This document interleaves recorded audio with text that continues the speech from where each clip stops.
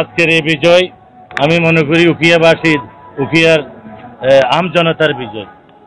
বিশেষ করে আমরা বলেছিলাম আমার পিতা সাবেক উপজেলার চেয়ারম্যান বীর মুক্তিযোদ্ধা মরহুম নুরুল ইসলাম চৌধুরীর আদর্শ উজ্জীবিত হই উনি যে সেবার মানসিকতায় উখিয়ার জনগণের মনের মণিকূটে স্থান করে নিয়েছিলেন। আমি ওনার সন্তান হিসেবে আমার একটা বদ্ধমূল ধারণা ছিল উখিয়াবাসী আমাকে সম্মানিত করবে। আজকে আমি উখিয়াবাসীর উদ্দেশ্যে বলবো, আমি নির্বাচনে যে কমিটমেন্ট আপনাদেরকে দিয়েছি, এই উখিয়াকে একটি মডেল উখিয়া নির্মাণ করব, স্মার্ট উখিয়াই বিনির্মাণ করব।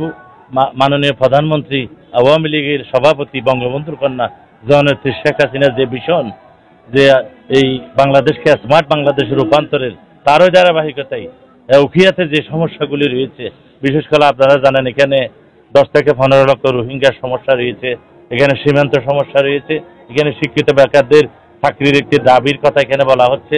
এখানে এখনো যে সমস্ত এলাকা এখনো উন্নয়নের ছোঁয়া লাগেনি, সেগুলি আমরা পরিকল্পিতভাবে আমাদের উখিয়া টেকনাফের মাননীয় সংসদ সদস্য শাহিন আক্তার চৌধুরীর সাথে আমরা সমন্বয় করি আমরা এই উখিয়াকে একটি মডেল এবং স্মার্ট উখিয়াই নির্মাণ করবো ইনশাল্লাহ।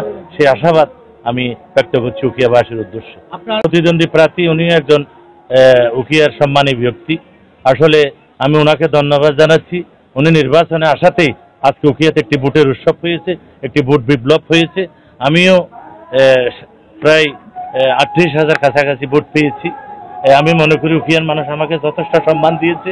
আমি চেষ্টা করবো আগামী 5টি বছর উখিয়ার মানুষ আমার প্রতি যে ভালোবাসা যে সম্মান দেখিয়েছে তার প্রতিদান দেওয়ার জন্য আমি সব